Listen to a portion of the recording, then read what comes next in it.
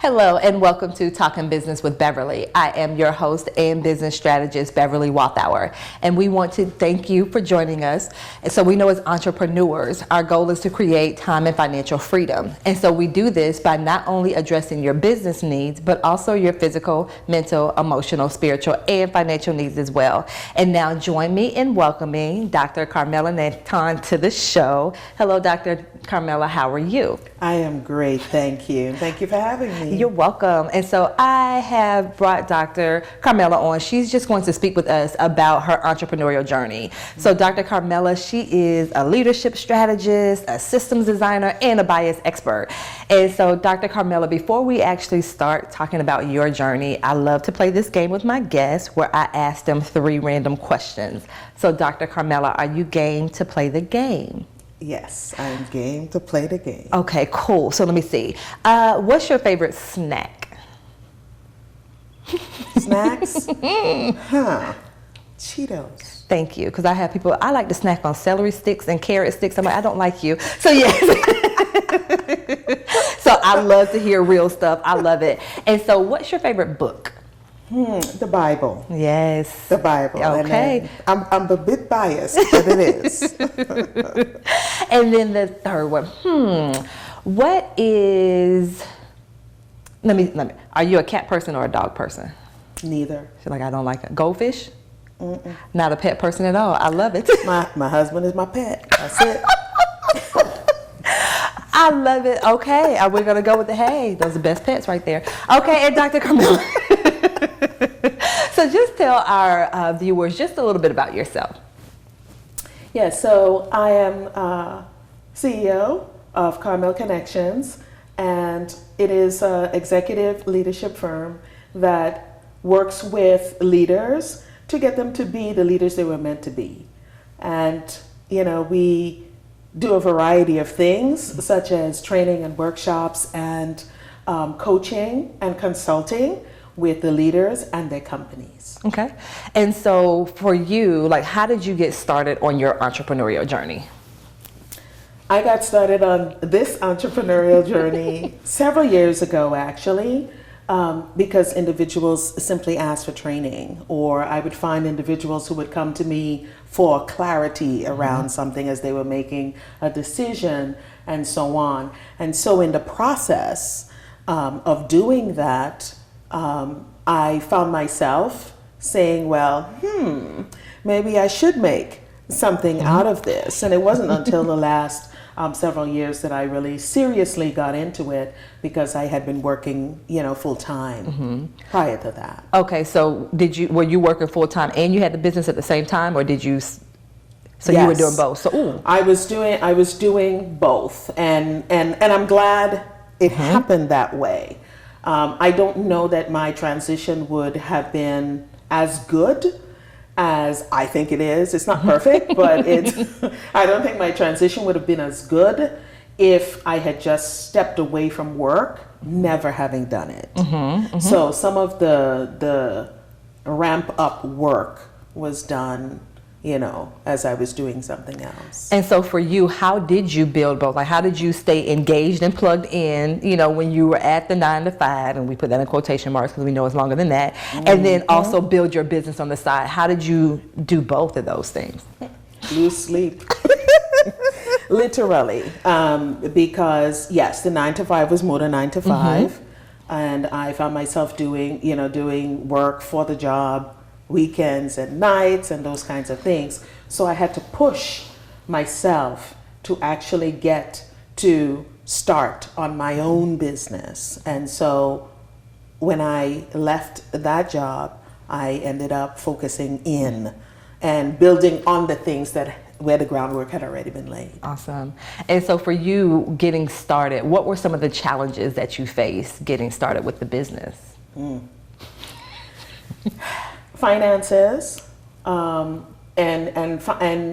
trying not to spend all of the savings that I had on doing the business. I have not done a really good job of that, but that is one of the things that made a difference for me. Having the persistence to continue to work when I was tired. was a big deal because I didn't want to, right? And you'd say to yourself, oh, I need to sleep and so on. And then it was like, but if you don't get this done, it's not going to be done. And so having that persistence because of the purpose that kept driving me to do this, that I ended up being able to do it. It wasn't easy. And being able to pick up the various skills that I needed was also something, because I had to identify the people that could do it and then talk to them about it and know my limits and those kinds of things, let them know their limits. So there were a lot of decisions that I ended up having to make that I did not have to make before. Wow. And so you mentioned this when you just said that, and it resonated with me. So for you, when you were, working the 9 to 5, you had the business going, and then when you made the transition, like, what was your why? Like, what kept you going? What was your why to say, you know what, I'm just going to stay at the 9 to 5. At least I know exactly what's going to happen at this 9 to 5. What was your why to keep going, to keep pushing in the business? That God had other plans. He did not want me to, I don't believe he wanted me to stay there any longer.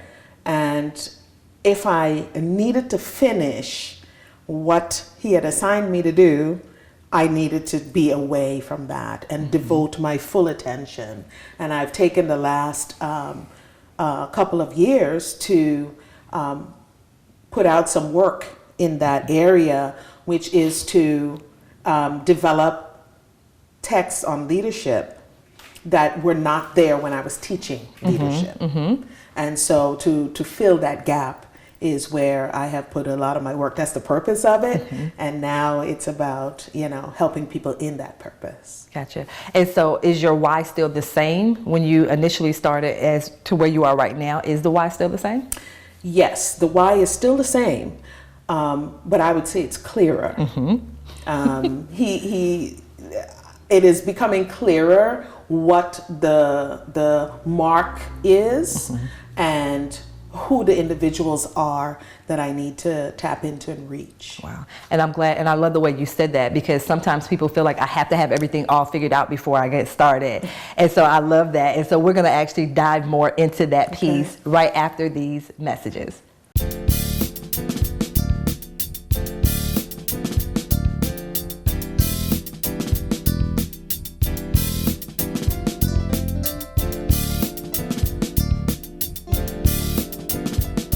Hello and welcome back to Talking Business with Beverly. And so we're having a conversation with Dr. Carmela. She's a leadership expert, guru, just it all. And I love how she just has this passion for leadership. And so before the break, we were talking about, you mentioned, your why has kind of evolved, and you're still trying to figure some things out. So what advice do you have for that person that's like, well, Dr. Carmela, I can't get started yet because I don't have this, and this yet? What advice would you give that person? I would tell them to work with what you have. And once you work with what you have, other resources will come and direction will come. And then you're able to take the next step. And it's kind of, it would be wonderful if all the ducks were in a row, but that's not how my life works. Maybe it's for you, and that's an awesome thing. But it isn't for everybody. And sometimes when you get in, you may feel overwhelmed. You may feel that you're in over your head.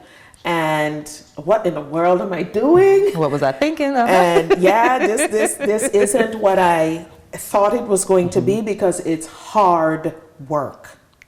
It's hard work. It is. And it's nonstop work. Because remember, I told you you're it. Until you can build a team around you. And so it is hard work. And so for you, what in your background, either professionally or personally, kind of prepared you to walk on this journey of entrepreneurship? Well, I would say doing my doctoral studies is what let me know that I can make this journey and be alive at the other end. I was about. And I'm saying that because it takes a lot out of you. And that was a process. It was a 6-year process, and it took a lot out of me, and not to mention my family and so on. But I just kept hearing persistence and purpose, and just be relentless about what you're about. And that relentlessness brings you to a place, well, okay, I got to do 5 things, I'm going to do 5 things. I got to do 10 things, I'm going to do 10 things. I got 5 of the 10 and I want to stop, but I can't quit, otherwise I'll have 15 things tomorrow. So being able to push myself when I know I talked about not sleeping.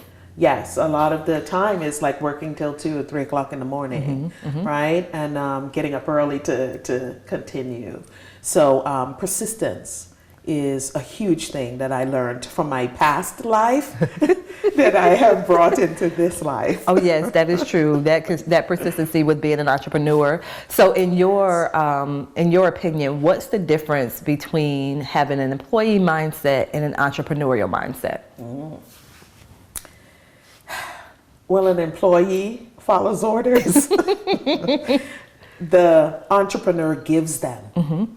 And if we don't give them well, we defeat our own purpose in many ways, right? But also being able to know what orders to give becomes important. And more often than not, the mindset of the employee, oh well, manager, it's their job. It's not, that's above my pay grade, is what they say now. And so there is nothing above your pay grade as an entrepreneur. And as that person, you have to make those decisions. You have to see ahead. We talk about visioning and strategy. You have to envision what it is you're looking for to accomplish, and then strategize, which is the systems aspect of me, which is putting processes and systems in place so that you can get where you want to go. Yes. Oh my goodness. And so for you, what's one thing that you absolutely love about being an entrepreneur? I'm my own boss. My own boss, and that's an awesome thing. I beyond, okay, so I'm gonna draw us back in history a little bit. People of color have always been working for other people throughout our lives, for generations, right? And to be able to say that I am my own boss is a huge thing. I know when we end up being our own boss, we're at the mercy of those individuals who are investors, and we, as people of color, investors aren't as ready to give us money to push our projects forward. But just the ability to say, I own this. And it's about legacy building. It's about wealth creation for your family. It's about setting a future up for the next generations in your family as well. And you can't do that on somebody else's job. You can do that for yourself as the entrepreneur, because you can scale that business into what you want it to be. You can build it as big as you want. Yes. Or you can divide it up into the streams that flow with income to you passively. That's my goal. Yes. Passive streams of income. That money in your is sleep. what I have. Yes, 24 hours a day. What Isaiah says, what your gates shall be open continually. Yes. Let the money flow. And so I love what you just said about that, being able to have the multiple streams of revenue, and as that entrepreneur, being able to create that when you may not be able to do that, that's right, when you're working for someone else. So I love what you just said about that. And then just being able to say, I am my own boss. Like there's some power in that, and it causes you to sit up a little bit straighter. But of course, we know who much is given, much is required, and so we do know that it's a lot to being an entrepreneur. Absolutely. And so you touched on that, and so we're certainly going to continue this conversation right after these messages.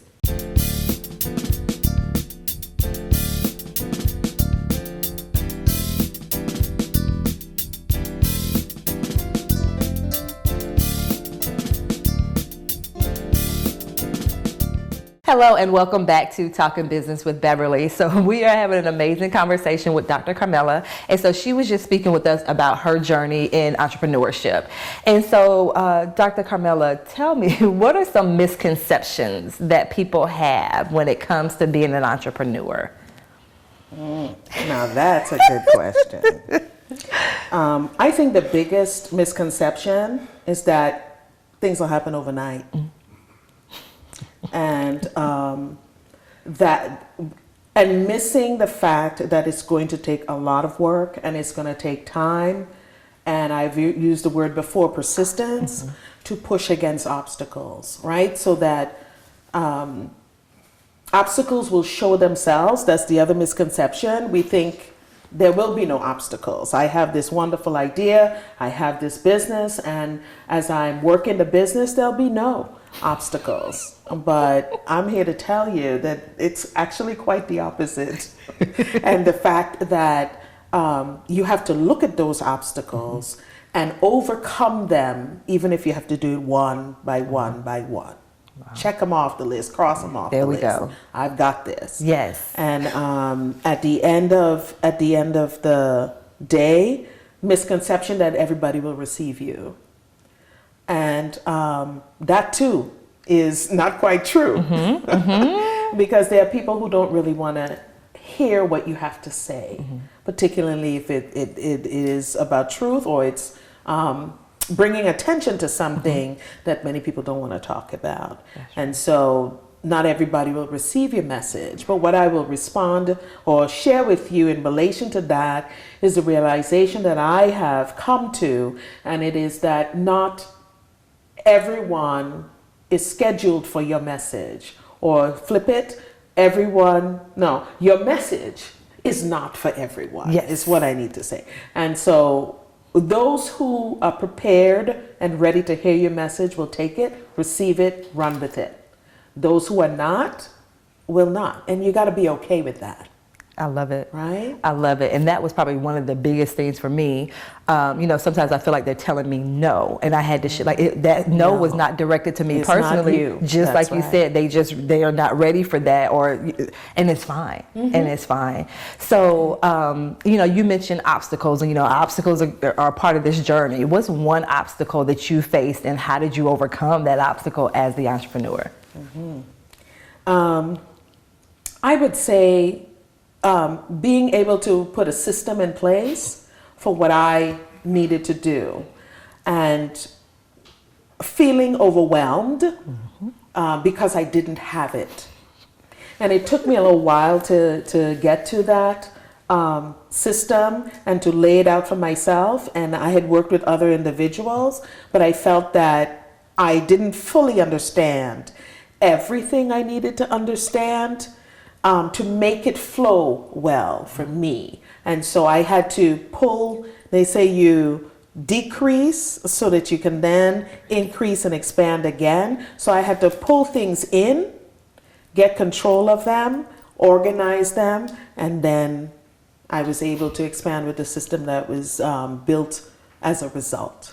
I love that. And that reminded me so many, us as women, when we come into entrepreneurship, we have had leadership, roles in our corporate career, or, we were so used to people coming to us. And so now we've transitioned into being an entrepreneur, and it's like, whoa, wait a minute, I don't have all the answers. I'm like, oh, wait a minute, what do I do? That's right. And so, being that entrepreneur, like I'm the marketing person, I'm the sales person, I'm the social media manager, all of those things. So what do you say to that woman that may be feeling a bit discouraged because she was the go-to person when she was in corporate, but now she's facing all of these obstacles, all of these things that she doesn't know how to do as the entrepreneur? What words of advice would you give her?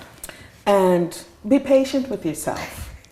And I say that because when you were the go-to person in that organization, they didn't go to you for all of those things.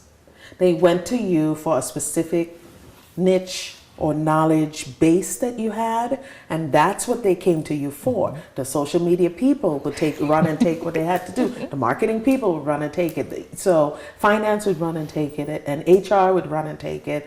But if you are that person by yourself,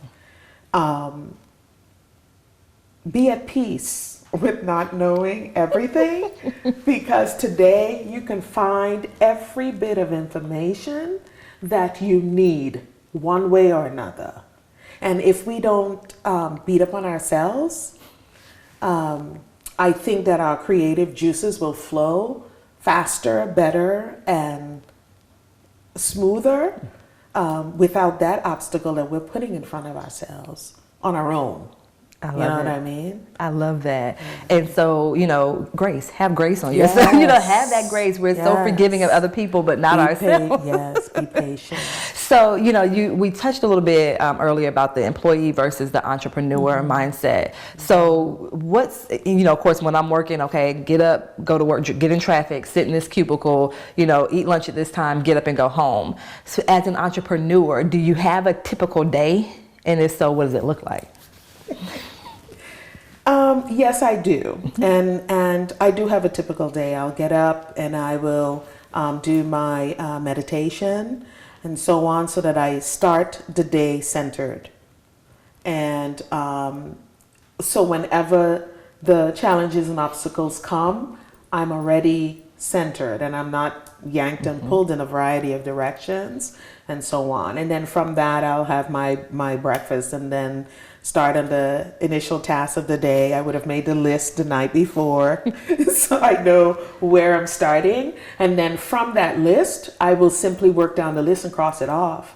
I haven't yet gotten to the place where I put everything in my in my electronic calendar, but I'm on the way. I'm on the way. And once that is done, then I focus on the bigger projects, where I do a little bit of that project every single day until it is done. And do some writing. And the writing is usually what I will do towards the evening, late at night or something like that, just so that I write every single day. Wow. And, and it's not easy, but if I don't do it, it won't get done. On that. So the discipline piece of it is, even as you were talking about entrepreneurs, discipline is huge. You have to discipline yourself to go to the office, and I do that as well. I'll go out to the office if I have to meet somebody, if I have to tape something. I will go to the office, schedule the time, and just go, get that done, then come back and do what I need to do. Wow. That's pretty much a day, and I do lunch and dinner and stuff like that.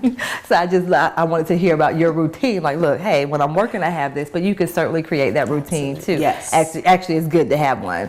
And so, Dr. Carmela, I want to thank you for coming in and just pouring out your story and your journey, just to let people know, when it comes to being this entrepreneur, it's okay not to have all the answers, right. but definitely work toward getting them. So once again, Dr. Carmela, thank you so much for joining us. You're quite welcome. Thank you for having me. You're welcome. And I also want to thank you, the viewers, for tuning in as well. And so remember, as entrepreneurs, you can certainly create that time and financial freedom in your business. And you do this by not only addressing your business needs, but also your physical, mental, emotional, spiritual, and financial needs as well. Until next time, thank you.